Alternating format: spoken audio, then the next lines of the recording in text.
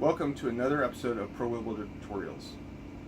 Today we're going to be covering changing out the driver body as well as doing a general servicing on the Hope Pro 4, Hope Pro 2, and RS4, RS3 hubs. First we're going to start off by taking a rear hub, taking the driver body, and simply pulling the actual driver body and the end cap away from the hub shell. Now, before I go on, you should know that I have cheated here.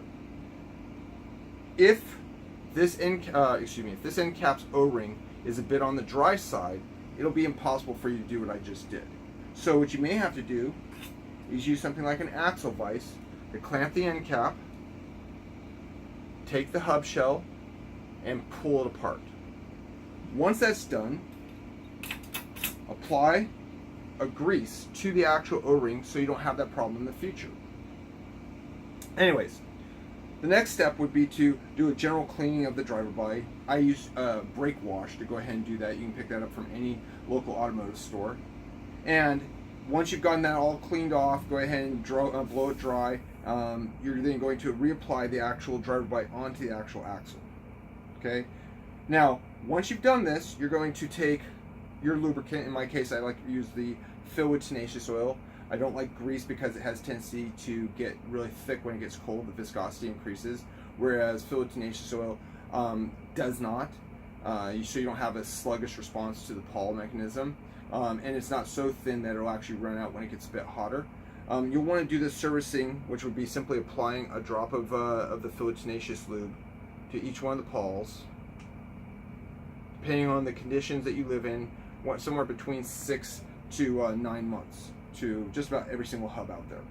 Once you've done that, you're going to put a side load onto the actual driver body and the shell and back pedal, and then the Paul should just seat in.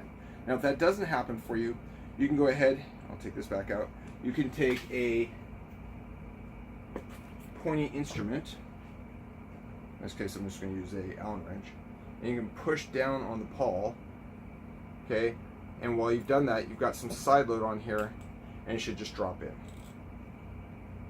Now, a mistake that a lot of people make with the Hope hubs is at this point they think they're done. All they have to do at this point is simply put the end cap on and proceed. But that's not the case. What you'll see here is that with the actual end cap on, as I go ahead and I tighten this up, you'll see that the the seal is not seated properly. Okay?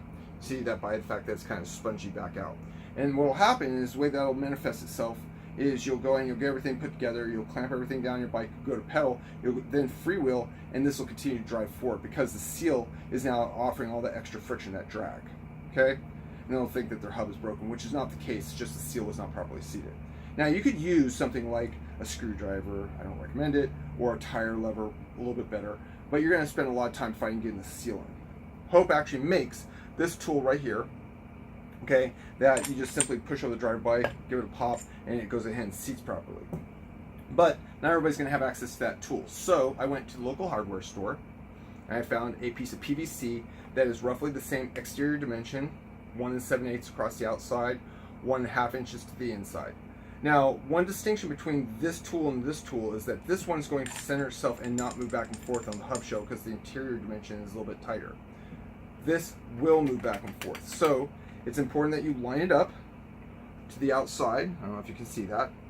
Okay. Once you've got it lined up, you go ahead and then just take your palm, give it a little pop, and now that is seated. It doesn't sponge anymore. You can see that the actual green seal is residing inside the hub shell, and you won't have any problem. Anyways, that's the servicing of the Hope series rear hubs. Thank you again for watching ProWheelBuilder Tutorials. If you want to watch any more of these tutorials, feel free to subscribe to our channel. Thank you.